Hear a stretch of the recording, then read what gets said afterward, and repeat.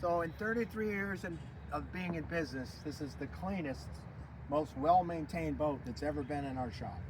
It is a 1991 Boston Whaler 17 Outrage with a 1991 120 Johnson on it. Look at the condition of this. There's not a scratch on it.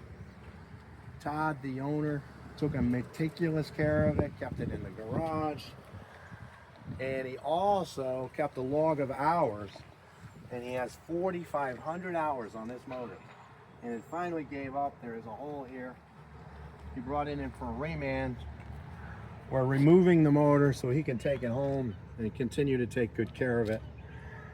So he's going to get another 30 years out of it, hopefully, if we all live that long. And just amazing what you can do.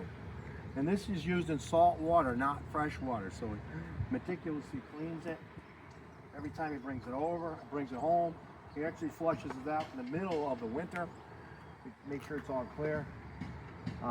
We'll continue, and we'll give you updates on this video and tell you why it failed.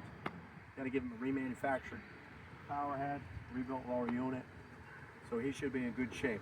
He loves this motor. It proved itself for 35 years.